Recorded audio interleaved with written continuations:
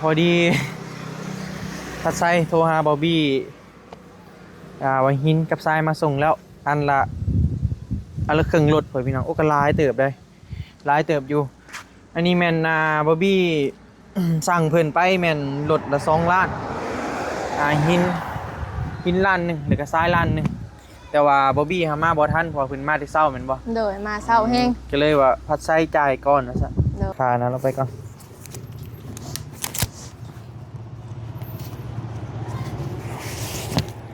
ค่าแห่พ่อพี่น้องเดี๋ยว2 ล้านนับเอาเด้อ โดย โอเคมาเดี๋ยวสิมาแจ้งปลาลุงแล้วก็แจ้ง FC แล้วก็แจ้ง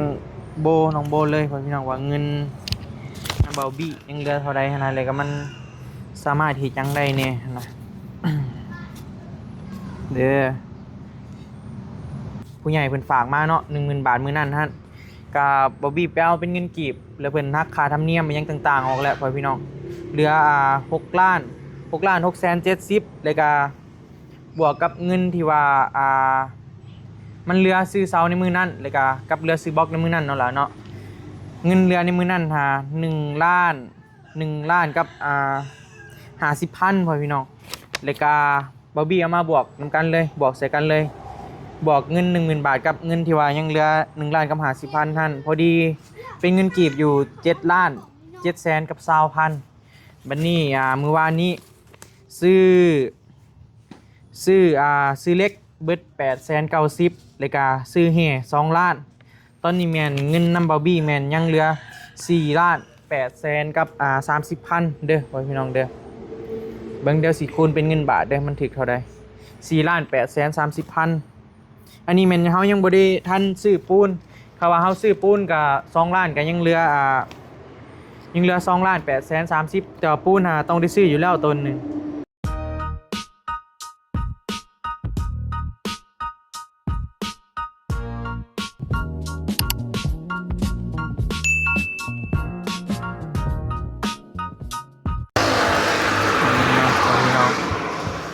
พอดีพัดไซโทรหาบอบบี้วันหินกับทรายมาส่งแล้วอันละครึ่งรถเผื่อพี่น้องโอ้ก็หลายเติบได้หลายเติบอยู่อันนี้แมนบอบบี้ สั่งเพิ่นไปแมนรถละ2 ล้านหินล้านหนึ่งหรือก็ทรายล้านหนึ่งแต่ว่าบอบบี้หามาบ่ทันเพอเพิ่นมาที่เช้าแม่นบ่โดยมาเช้าแห้งก็เลยว่าพัดไซจ่ายก่อนนะซะ โดย 2 ล้านเนาะแม่น โอเค ไปดีเด้อ โดยเอากับทักทายสบายดีเด้อหมดเลยทักทายสบายดีกันบรรยากาศโอ้เศร้าเด้นี่ก็6-7 โมง แม่ ยังว่าท่านน้ำเลยเนาะจากกันเนาะยังกระลูกสักเครื่องวางได้นี่พอดีพัดไซโทรหาแล้วกับบอบบี้ก็กำลังสิมาจ่ายเงินให้พัดไซละแต่ว่าเพิ่นไปไซเมื่อเฮือนบ่เมื่อเฮือน เดี๋ยวสิเอาให้น้ำเบลก็ได้แล้วก็สิมาสรุปย้อนเงินที่ว่ายังเหลือนะ โดย อันไหนเลยก็ยังบ่พอเท่าใดหั่นนะพี่น้องเดี๋ยวบอบบี้จึงสิมาสรุปให้นำกันเนาะพอดีได้ครบมาเบิดแล้วตอนนี้ก็แห่ทรายเล็กบล็อกเสาปูนเฮาซื้อมามื้อใดก็ได้ปูนนะก็เลยว่ายังบ่ทันเฝ้าซื้อมาเถื่อ โดย เพราะยามันแข็งเด้อ แม่นอะไร บรรยากาศอยู่หน้าห้านเหล้าค่อยพี่น้องเดี๋ยวสิมาอันนะให้เบิ่งอีกบ้านนึงอันนี้แม่นอยู่ทางด้านหน้าเด้อดินเฮาใส่กับเบลเฮานี่บ่ แม่นขารักเสาเนี่ย ทางหัวเลยเห็นบ่ แม่น นี่แม่นนะก็ยังมันยังเรือหลายอยู่เนาะ โดย เรือจากทางก็หลายพอดีบ่อนจอดรถจอดยังนะนี่มันเป็นห้านเก่าของเราค่อยพี่น้องแต่ก็ฮู้คร่าวๆแล้วข่าวสร้างถ้าว่าเพิ่นฮื้อออกเบิดฮื้อเองเฮ็ดเองหยังต่างๆนะเพิ่นเอานำ10 ล้านค่อยพี่น้อง10 ล้านก็ถ้าว่าเป็นเงินบ้านถ้าว่าเป็นเงินไทยก็ประมาณ 15,000 บาท10 ล้านนะเพิ่นจะเฮ็ดเพิ่นจะฮื้อเองเลยก็ตั้งเสาเทคานให้สำหรับ10 ล้านนะประมาณ 15,000อันนี้มันก็จะเป็นห้านเก่าแล้วมันก็ต้องได้ฮื้อแล้วก็ต้องได้เอาเสานี่ออกนี่เพราะมันเป็นเราฝังปูนเด้ต้องมีเครื่องมาเจาะอีกก็เราจึงว่ากันพี่น้องเราถือว่าประมาณนี้แหละเนาะมา วันนี้ก็เพิ่นก็มาส่งแห่กับทรายแล้วก็คือว่ามาแล้วไปซื้อลายมือกับบ่ทันได้เถื่อนะพาทรายเมื่อเพิ่นมาจ่ายเงินเลยกับเมื่อบ่ แม่น ตื่นเช้าดีหมอนะกันเนาะ มาจอบถ่าเด้เมื่ออาบน้ำเป็นเครื่อง พวก อันคนส่งกับเพิ่นก็ติดต่อหาพาทรายหั้นนะพ่อพี่น้อง แม่น เฮือนอยู่ไซนั่นแหละก็เป็นหมู่เดียวกันกับเบาบี้อันโบเดสอะ มันกินข้าวอยู่ใน กินข้าวบ่ แม่น ไปเดี๋ยวขอไปใน เลย ที่พอพี่น้องกาที่ว่าประมาณนี้แหละคร่าวๆไปจึงว่ากันอีกบาทหนึ่งเนาะก็คือว่า10 ล้านนะเพิ่นจะฮื้อออกให้เบิดเลย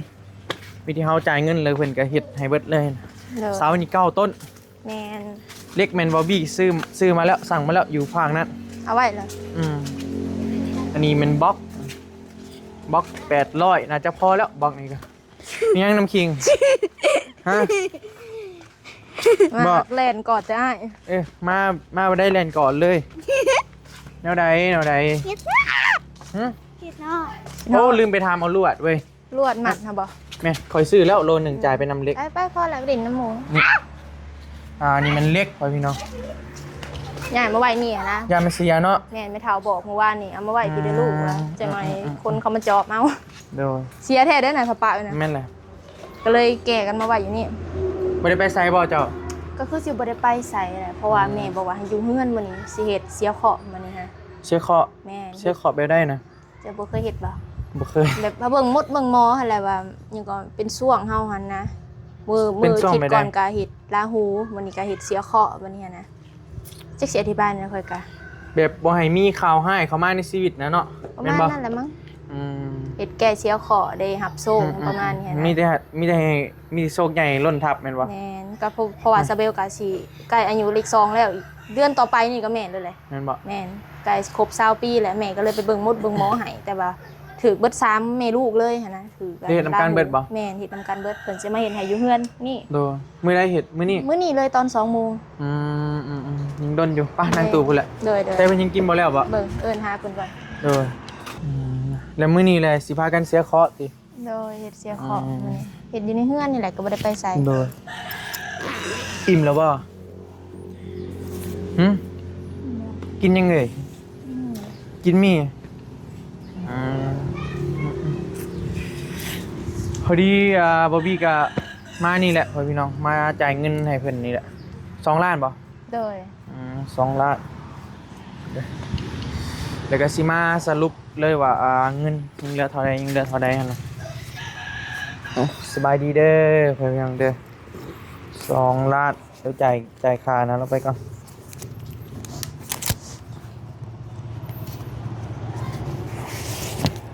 ค่าแห่พ่อพี่น้อง2 ล้านนับเอาเด้อ โดย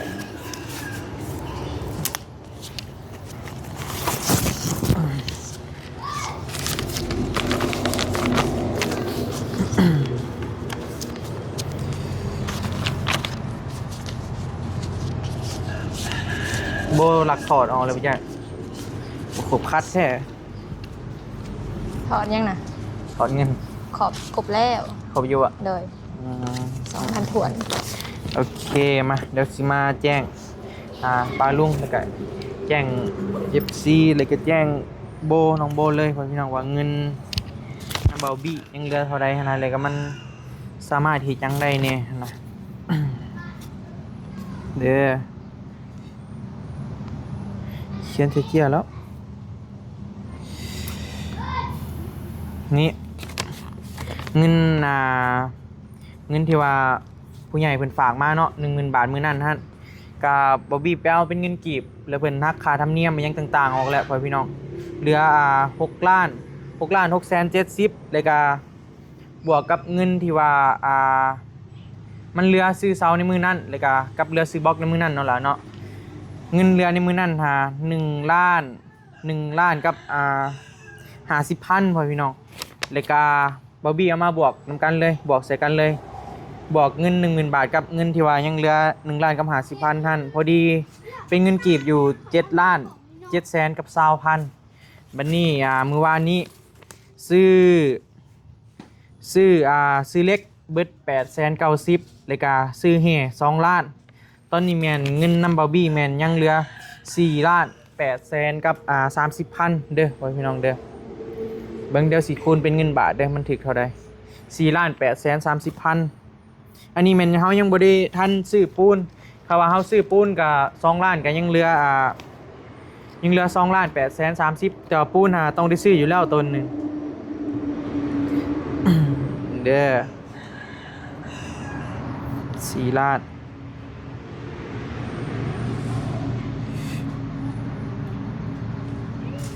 ปูน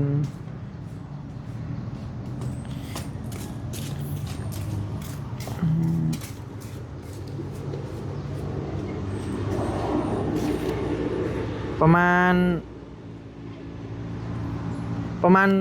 4ล้านนี่ประมาณ 6,000 กว่าๆนี่แหละพี่น้อง 6,000 กว่าๆได้ค่าสร้างเพิ่นว่านั่นแม่นบ่ประมาณ 15,000 เนาะค่าสร้างเนาะ แม่น อันนี้มันยังบ่ทันรวมซื้อปูนนะคันว่าเฮาซื้อปูนก็ยังเหลือแต่เงิน2,830,000พี่น้องก็ถือว่าประมาณนี้เด้อเงินยังเหลือหั่นนะ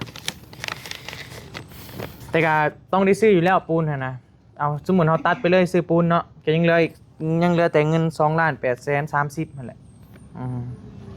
เพราะว่ามันได้ซื้ออยู่แล้วเด้เอาประมาณนี้แหละเด้อ เลย เดี๋ยวบอบบี้ก็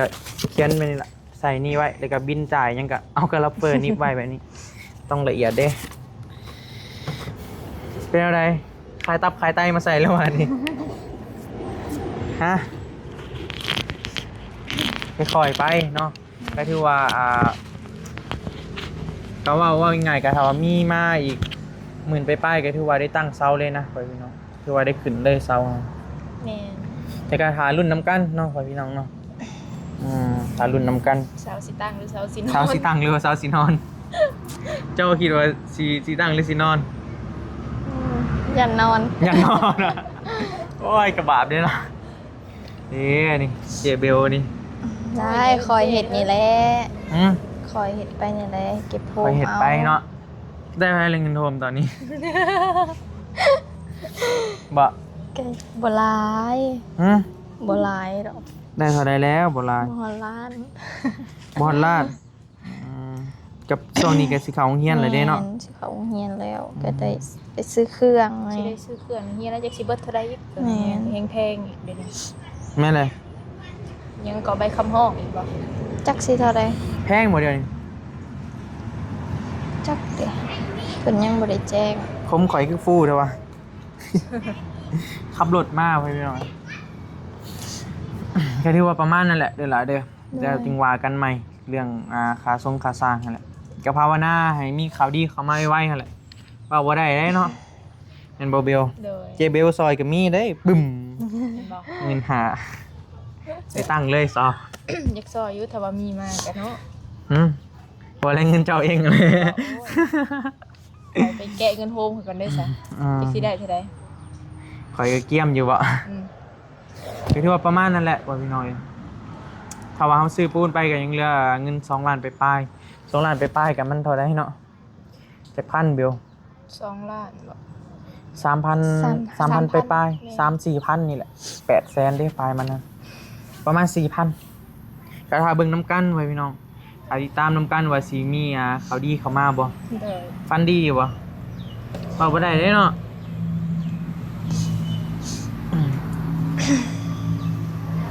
บ่ได้ฟันยังบ่เมื่อคืนนี่ บ่ เพราะยันว่าฟันเหล็กพันยังกะบอกเดี๋ยวสิซื้ออันนั้น สิซื้อให้เลยกะคันถือก็สิเอามาให้อยู่ดอกบ็อกซอยบ็อก2-3ก้อนนี่แหละ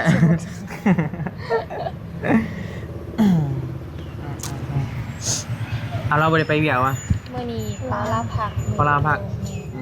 เฮ็ดแต่งแก้บ่ แม่น เพิ่นมาแต่ไสนะ มาในตลาด ได้สูตรได้หยังอีกครั้งแหนี้แม่นบ่ จังหวะนี้เนาะก็บ่เคยเฮ็ดคือกันข่อยกันครั้งแรกนี่แหละ ครั้งแรกแม่นบ่ แม่น โทรศัพท์ตัดแต่บ่วะเบิ่งก่อนเด้อ โอ้ยโทรศัพท์อะยังได้อยู่เกียมสิสู้ติคันได้มั่งคันว่ามั่งนี่ค่อยว่าซอยกันก็ได้อยู่เนาะมั่งเนาะ ได้ซอย มันบ่ยากนะเพราะว่า แม่น เฮาก็บ่อยากเปลืองงบเพิ่นปานใดนะ มัน พอ ก็บ่ มี ได้ มา แม่น นะ ว่าสิมีแบบทุบกำแพงมันก็บ่ได้มีกำแพงอะ แม่นล่ะ มากนี่น่าจะได้อยู่คันตั้งเสาตั้งหยังบ่เป็นพ่อพี่น้องมากนี่มีเอาคอนตีคนละอันใส่แล้วเนาะแม่นบ่ งานถนัดนะงานมาก งานมากได้อยู่มากนี่เพราะว่าคะแนนเฮาเฮายังบ่คะแนนแค่แบบเฮามากเองมันก็สิหลุดไปหลายเติบแม่นบ่หลุดไปเท่าใด ร้านหนึ่ง ล้านหนึงเกือบ 2,000 บาทเลยเด้นะ โดย หาใช้ได้เนาะแค่ว่าเงิน 2,000 บาทนะเฮาไปซื้อเหล็กเก่าได้หลายเติบได้เหล็กมาเทคานกับพ่อเฒ่าแล้วก็เฮ็ดหลายคนซอยกันน่าจะได้อยู่บ่มีพี่น้องบ่ พี่น้องบอก มีอยู่ แต่เพิ่นก็ไปเวียกเพิ่นเนาะ แม่น มันก็สิยากเพิ่นดิแต่ก็ถ้าเบิ่งตัวจริงพ่อพี่น้องเดี๋ยวสิว่าแน่ได้ถ้ามีงบมาเพิ่มเติมก็เดี๋ยวบอบบี้สิมาแจ้งอีกบาทหนึงเนาะยิ้มยังเบล อ้าวยิ้มเท่าไหร่คอยบ่ยิ้มเท่าไหร่ โอ้ยคือมีพิรุษนี่แหละเนาะ อ้าว นะ มีพิรุธนะคอยยิ้มอยู่แล้วคนบังยิ้ม มีพิรุษบ่เฮ้ยเจ้ามีมาแล้วจ้ากันนี่ บ่มีเด้อ ฮะ บ่ได้สู่ลงคลิปซ้ำพี่น้องเลย แม่นบ่ อยากกันถ่ายก็แบบภาษาอยู่โทรศัพท์ ย่านว่าเฮ้ยเนาะเนาะบ่เนาะย่านมีมาแล้วจ้ามีเบิ่งคักแล้ว ยังบ่มีพี่น้อง ยังบ่มีวะ แม่ กาประมาณนั้นแหละพ่อพี่น้องยังได้อีกประมาณหมื่นกว่าบาทอันนี้แม่นเฉพาะเริ่มต้นได้ตั้งเสาเทคานคือแบบเฮาเคยเฮ็ดที่ผ่านมาแหละหลายๆคนก็คิดว่าแพงหลายๆคนก็บ่แพงหั้นนะเพราะมันเป็นงานแก้หยังต่างคนก็แบบให้ความคิดเห็นบ่คือกันนั่นแหละพ่อพี่น้องก็เดี๋ยวถ้าเบิ่งตัวจริงเนาะเฮาก็สิปรึกถ้าว่ามีมาก็เฮาก็สิปรึกษาผู้ใหญ่ตื่ม ชายลีปรึกษาพ่อตู้หลายๆคนนั่นแหละออกความคิดเห็นซอยกันว่าเฮาสิเอาแบบใดหั่นน่ะว่ามีมาเด้ถ้าว่าบ่มีก็ นอนอยู่นี่แหละ นอนอยู่นี่แหละถ้ามีเงินพุ่นแล้วเนาะจึงลุกยืนได้เห็นบ่อืม เรียนจบพุ่นแหละห เอาถ้า งินม ถ้า ฮ็ด สมมุติว่าบ่มีได้มาสำนี้เจ้าสิไปเฮ็ดหยังบัดนี้ ก็เอาไว้นี่ก่อน เอาไว้นี่ก่อนอืม หาเงินหา ยัน คำ ว่า มา เฮ้ยออกโรงเรียนแล้วเฮาก็อยากได้ห้านเนาะ อดเอาก้อนปีเดียวเลย เอาเดาก่อนเด้อเกาอดเกาเงื่อนหากสิได้ถอนคำว้ายอดเอาเว้ยเพราะว่าได้ถือเลขไม่ ซื้ออยู่บ่เลขว่ามา บ่ได้ซื้อซ้ โอ้ยเราคือข่อยไหมข่อยแฮงคือเลขแต่เขาบ่ซื้อเลข ำเจ้ากับอันโบนี่ห่างกันจากปีเบล 3 ปี เจ้าเกิด 2000หยัง 2006 อันนี้เด้ 2010 โอ้ 6 7 8 เบิ่งด้วยว่า 10 หน้า 4 ปี หน้าคือกันอยู่บ่เบิ่งให้งามบ่พี่น้องซองเอ้ยน้องนี่ น้ำถนาดเด้อทางนี้เด้อ น้ำทั้ง เฮ้ยเจ้าก็ให้น้องเจ้าซาเนาะเสียสละซะ ข่อยงามแต่สำหรับแฟนผู้เดียวก็พอ แม่นว่ะ คบกันดนเติบเลยเนาะจักปีแหละ 3 ปีปลายได้สิเขา4 ปีแล้วจะ โอ้ เบิดวิทย์ปีนี้ก็4 ปีแล้ว คือว่าขนาดนี้ก็หู้ใส่หู้ตับกันเบิดแล้วข่อยมันดนเลยเด้ คบตั้งแต่สมัยเรียนตั้งแต่ลาวอยู่ม .7 ข่อยอยู่ม .6 ไผเพิ่นเฮ็ดอะไรตอนจีบเจ้า ลาวทักมาทางสตอรี่ ทักมาในวันใดๆนะ กระแพงเนาะเพิ่นว่า ตามเพลงเนาะว้า ล ทุก งส หม ต อ อย รี่ได้ตอนนั้นเลย อืม เจอกันอยู่หม่องฟอนเด้กิจกรรมโรงเรียน ว้า โรงเรียนใหม่ บ่ธรรมดาเนาะหมอนี่เนาะเตี้ยๆนี่น้อยแล้วเนาะตอนนั้นเนาะโอ้ยสิเตะเพิ่นอยู่ตอนน่ะเตี้ยๆห้องๆดอกไปพี่น้อง ๆพ่อจะแฟ โอ้ นเพิ่นเด้ ย อ ว่ะเตี้ยๆห้องๆดอกสไตล์เพิ่น อยากมาหน่อยนึง ย่างก็ไปสิสั่งคนเก็บเยอะตอนเฮียนนะ โอ้ควันเราแล้วเดี๋ยว จ่อยมาจังหน่อยมาโทรนัดกันแล้วจังหน่อยมาเมื่ออาบน้ำมาสิเพิ่นไปพรเพิ่นกับพ่อนี่ ฟอนถ้ามีคนหนึงบ่ โอ้ ได้ฟอนแต่ว่าอาจารย์ เป็นกระเทยเว้ยพร อาจารย์อ้วนอาจารย์เอิ้นเพิ่นมันคิดว่ามีหยังแล้วบ่แล้วเอิ้นเขาแถวฟอนเพิ่นก็ได้ฟอนเลยหลังจากนั้น แล้ววันนี้เนาะ ฟ้อนอีกเนาะเพิ่นเนาะ ฟ้อนแยกเด้ โดย ฟ้อนไปอันในบุญที่2ที่20อันนี้จื้อบ่ จื้อ แล้วค่อยให้ฟ้อนอยู่ไสนะบุญที่2บุญที่20ก็เพิ่นนี่แหละอยู่อะ จานควันไหลจับชุมข่อยอยู่ตอนน่ะ แม่นบ่ โอ้บ่ได้ไกลข่อยดอกข่อยบ่ จะปุ๊บแม่นบ่ พบแล้วเจ้าซื้อได้เพิ่นว่ะ ค่อยตีบ่ได้เลย ยิ่งเทิงข่อย เพราะงั้นเราจื้อเขาได้ไม้ซื้อไว้แล้ว โอ้คือกันเดี๋ยวนี้ ค่อยตีบ่ได้เลยค่อยหา คัดบ่ได้ หนีก็หนีบ่ได้อีกว่าค่อยฟ้อนจนเป็นไข้ฟ้อน จดซื้อแล้ว เราสิมักเมาแกล้งซุ่มข่อยดอกมันขี้ดื้อนะให้อย่าเฮ็ดใส่พ่อนี่บ่ไหวรีพ่อนี่อายคนว่าแท้ เบาผัดไส้หาเราบ่ฮู้โตซื้อเราฮู้โตเราก็บ่มา ให้ไปจับป้ายจับหยังได้อยู่ข่อย จับทุงจับหยังเนาะ เด้เขาเฮียนนี่ก็งานกีฬาอะไรแบบนี้เดือน10 เดือน10จ่อยกับเขาได้เนาะ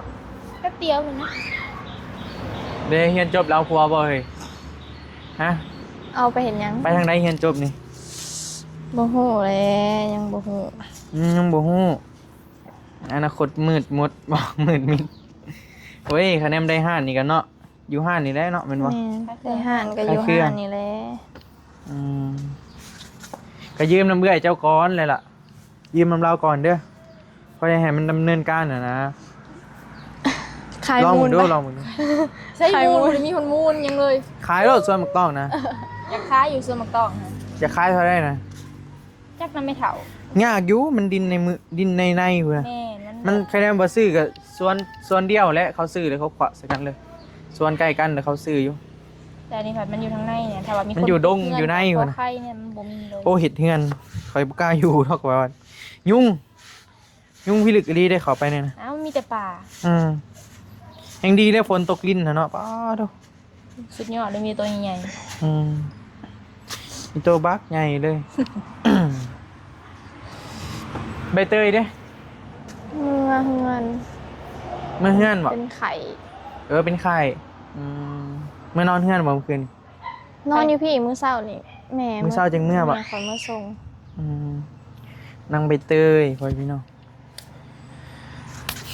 กระบะบิวไปเสียหญ้าบ่วาน แม่น เจ้าไปบ้านเราบ่มื้อวานนี่บิว ๆแม่นไปเยี่ยมไปยามบ้านเพิ่น อืม FC เพิ่นอยากเห็นในปากไซกันเลยว่า เห็นแล้วว่าเป็นเจ๊ซ้ำ พาไป โอ้ยเนาะ เพิ่นกับบาร์บี้ก็บ่เคยไปได้พ่อพี่น้องเบิ่งคลิปนั่นแหละ ใกล้ทางไปสวนน่ะแต่ว่าบ่ได้ท่วงให้เห็น พอเพิ่นเลยเฮ็ดอันเฟอร์นิเจอร์บ่ แม่น เราเก่ง ให้เขา เนาะ เฮ็ดให้เขา แม่น แต่เราเก่งเนาะ แม่น เฮ็ดตังค์เฮ็ดหยังให้นะเบิ่งในคลิป เราไปเวียกประจำแล้วเราก็ยังก็เลิกเวียกเราก็มาเฮ็ดให้ลูกค้าเรา โดยถ้าขายนี่โอ้มันก็ใช้ทุนหลายอีกเด้อน่ะเนาะแม่นบ่ แม่น เป็นห้านเลยก็เงินลงทุนอีกบาทขายไตขายหัวใจไซส์เลยขายเท่าไดหัวใจบ่ขายเท่าไดหัวใจ อืม เอาสิประกาศขายให้เลยนี่นะ โอ้แหละ บ่พี่สิซื้อบ่ งั้นคันละมันสู่ราคาได้ก็จังว่ากันเนาะ จุ๊บ5นี่แหละ จุบห้าด เอาหัวใจหยังแพงแท้เนาะ จุกเมื่อหลังนั้น บ่มีปัญญาแล้วข่อยซะยอมแล้วเงินลังน่ะ3 ล้านบาทโธ่เกิดมายังบ่เคยเห็นเงิน3 ล้านบาทจักเทื่อแสนบาทก็ยังบ่เคยเห็นเลย3 ล้านบาทสิเฮ็ดแต่งแก้เนาะมื้อนี้เนาะเบิด3เลย แม่น3ในลูกเด้ถือซวงเบิด3คน ช่วงไปได้ว่างงเด้อวะ เพราะว่าบ่ถือก็บ่เป็นหยังก็บ่มีหยังเกิดขึ้น ถ้า แต่ บ่คันว่าเฮา ความสบายใจ คันเฮาไปเบิ่งแล้วมันต้องได้เฮ็ดนั่นแหละ แม่น ท่วงเลยเด้คันว่าบ่ไปเบิ่งก็บ่ฮู้ก็บ่ได้เฮ็ดแม่นบ่เอาไปเบิ่งเลยถ้าว่าถ้าสมมุติว่ามันบ่มีหยังก็เป็นเรื่องดีไปถ้าว่ามันมีแล้วมันกินแหนงได้บัดนี้ แม่น โอ้แก้ก็ดี แม่นั่นแหละ เนาะ เกิดขึ้นมาผัดโอ้แก่ก็ดีอะ อืม แก่ผัดเป็นแล้วว่าเป็นเลยดิอะ มันเป็นไปหน้าได้พ่อพี่น้อง แม่ชื่อว่า ตาม เสื้อก็ แล้วแต่ความเชื่อนี่ก็แต่ข่อยฮะสิว่าได้ไดข่อยบ่เคยหยังแบบนี้นะข่อย คนในเงินบ่เคยเฮ็ดอีก บ่เคยเฮ็ดลงวัดยังยากเลย ลงกับแบบมันชิ้นใหญ่ๆครับข่อยนี่บ่ได้ ลาวแท้ๆ บ่เคยลงเลยนะข่อยฮะ คนลาวแท้ๆบ่ เจ้าว่าข่อยคนลาวแท้บ่ กะแท้อยู่ หรือปนเขมรนะ บ่ยันว่าแบบซอดเวียดซอดจีนอย่างประมาณนี้ ลาวแท้ๆแล้วแต่ก็บ่ฮู้รุ่นแบบรุ่นผู้เฒ่าตะกี้หั้นนะแต่หลายคนก็ท่วงว่าคือเวียดอยู่ข่อย คืออยู่ได้เลย แต่ก็บ่ฮู้ บ่เคยลงวัดอีกเนาะลาวแท้ๆกะ ก็บ่เคยเลย แต่ส่วนลงนี่ลงบ่ ก็อยากลองอยู่ อยากลองในวันซินเนี่ยสิบอกว่าไปใส่ส่วนเด้อ อืม สุข่อยบ่เคยขาดเด้อสุข่อยนะไปคือซิน เจ้าบ่ได้เคยนะเฮ็ดยังแม่ฮะสุดรถ เลี้ยง น้ำ แรงนี่ซื้อเลยๆนี่สุดรถน้ำ เฮ็ดไปได้นี่ ไม่เห็นแดงแก่เกินร้อย แต่งแก้สบายดีเด้อแม่เด้อ สบายดี มาใส่ก็ มาแต่เฮือนหมู่อยู่รักษาหก มาติงเฮือนหมู่ แม่ บ่ได้ไปเวียกมื้อนี้ วันนี้ขอผักเพิ่นมีเวียกอยู่เฮือนน้อยหนึง มีเวียกได้ยินเบลเว้าว่าสิเฮ็ดหยังเฮ็ดแก้ไปได้แม่ แดงแก่ในเฮือนในซ่านนี่แหละดูไอ้น้อยหนึง มันเป็นไปได้นะ มันถือปีชงน้อยหนึงก็เลยเฮ็ดให้มัน ปีซวยบ่ บ่แม่นปีซวยแบบ ปีส่งมันความหมายแนวใดว่าปีส่งนี่วะมันบ่ดีหั่นแหละเนาะแม่นบ่ น้อยหนึง น้อยหนึ่งเนาะ คนพวกเขาก็จะให้มัน อืม เดี๋ยวไปนั่นแหละ เฮ็ดเบิด3เลยบ่นี่หรือว่าจักคน มีก็สาม ประตูมีตู้ก็บ่ได้เฮ็ดบ่ บ่มีแต่แม่กับลูก บ่ง่ายๆก็ครอบครัวเฮาเนาะ แม่ ลูกสาวอ่ะสิขายหัวใจให้เฮา3ล้านบาทเฮาสิเอาเงินแม่ใส่บาดนี้ ชื่อแล้วนะ โอ้ยแลกกับเพื่อนหลังนี้เพิ่นว่าเดี๋ยวสิได้หัวใจยอมแล้วเนาะ เป็นเลยอยากได้ห้านแห้งแล้วเพิ่นว่าสิขายหัวใจบาดข่อยพาเอาลีได้บ่ให้เนาะ มีผู้ซื้ออยู่บ่ล่ะ 3ล้านบาทอย่าว่ายากอยู่หรอเออมียังพอเปลี่ยนลิ้นมาใหม่บ่ แม่น 160บ่แม่น120เด้อเด้อเดี๋ยวมาเติมข่อยอีก ไป เปลี่ยนเองเลยบ่น่ะให้ห้านเพิ่นเปลี่ยนให้ บ่ซื้อมาบนเขาแล้วก็ โดย เปลี่นเอง ก็เก่งเนาะคือพอตู้เพิ่นก็แป้งรถเฮ้ยนะ สั่งเก่า สร้างเก่าโอ้ยังเคียงเฮียยังไปได้เนาะยังขับรถจักรได้เซยเว้ย เพิ่นจบเทคนิคโดยอันนี้เลยนะโดยเฉพาะ เป็นอะไร จบแบบแป้งรถนี่ฮะ แม่นเพิ่นเรียนมาแต่คราวเพิ่นเป็นทหารเพิ่นเป็นบ่าวพูนเพิ่นเรียน อืมสีผักเฮ็ดแต่งแก้วะเป็นสูตรด้นบ่ นั่นเติบนะดอก ถ้าสมมุติเฮาผักไปนี่นะเพิ่นฮักเงินเดือนทำบ่ ฮักได้ดอก ฮักลายบ่ 200,000ปลายนั่นแหละ เอ้า มื้อหนึงมื้อหนึงเท่าใดเอาบัดเฮาได้เด้อซะมื้อเท่าใดบัดนี้ เฮาได้ก็ซ้ำเฮาเฮ็ดหั่นแหละลูกมื้อหนึง200,000ปลายเฮาบ่ได้ไป โอ้ได้มื้อละ200,000ปลายหัว แม่ อืมคะแนนแบบบ่มีอนุโลมกันเลยบ่ กับบ่ได้ลูก มีแต่วันศิลป์วันหยังแล้วผักได้เห็นบ่วันศิลป์ก็ผักบ่ บ่ได้ผักได้ลูกนอกจากเฮาผักเอง อืมชาวผักดุๆก็คือฮู้แล้วเนาะ แม่นเฮาผักดูก็บ่ได้เงินว่าซั่นซะ แม่นเลยให้ออกอีกแม่นบ่ แม่นขาดเรียกบ่เกิน 3-4 มื้อเดี๋ยวเพิ่นก็ไล่ออก ต่อเดือนฮะ แม่น ยากอยู่เนาะ ยาก คือนี่ก็เราก็สิเบิดแล้วสิเบิดยามเฮ็ดเวียกแล้วแม่นบ่ แม่น เพราะว่าใบยามันเบิดเลยนะเราอะนะก็ได้ยินเราเว้าหลายเทื่ออยู่เพิ่นพี่น้องเอาบัดเอื้อยหน่อยเด้อซะแม่น้องน้ำคิง แม่น้องน้ำกิงเพิ่นได้เฮ็ดตลอดอยู่เด้อแม่น้องน้ำกิง แบบเป็นคนของเพิ่นแล้วเนาะแม่นบ่ แม่น อืมเอาเจ้าคือบ่ไปเฮ็ดอยู่นั่นซะแม่มันเมื่อยบ่มันเป็นเอาได้ บ่แม่นว่ามันเมื่อยมันอยู่เรือนเฮากับมันบ่มีผู้ใหญ่อยู่นำนักเทื่อผู้เฒ่าเจ็บเป็นบุญก็มันยากหั้นนะบางเทื่อเราก็บ่ค่อยสบายบางทีหั้นนะ โดย เราก็ต้องไปเบิ่งแต่มีน้ำคิงอีกอย่างน้ำคิงไปโรงเรียนแน่บ่ถูกไปส่งเฮาก็ต้องได้ไปส่งแบบนี้นะ ทางนี้ก็ไปเฮ็ดเวียกทางนี้ก็ไปเฮียนอย่างนี้นะ มันละมีแต่ มีแต่ผู้เฒ่าอยู่เนาะ มีแต่แม่ฒ่า เป็นวินเป็นหยังก็จักสิว่าได้ แล้วก็ป้าบ่ได้แบบนี้หั้นนะเฮาก็ต้องไปเบิ่ง คันที่แท้กับเจ้าแล้วเนาะได้อยู่เฮือนเนาะ แม่นี่เป็นรักอยู่เพื่อนกับแต่แม่นี่แหละ โดย คนข้างเฮือนก็บ่มีแหละมีแต่ไกลเขาไปอีก เป็นห้องเสื้อผ้านี่ แม่ อันนี้ก็เฮือนอันนั้นก็ลานมันกับกว้าง แบบว่ายังไงทั้งข้างเฮือนก็บ่มีคน ๆบ่มีคนเลย แม่มีแต่ทางหลัง ว่าอยู่โจรมันจึงมาเนาะทางหลังก็บ่มีบ่ มี มีเฮือนทางหลังมีเฮือนหลายอยู่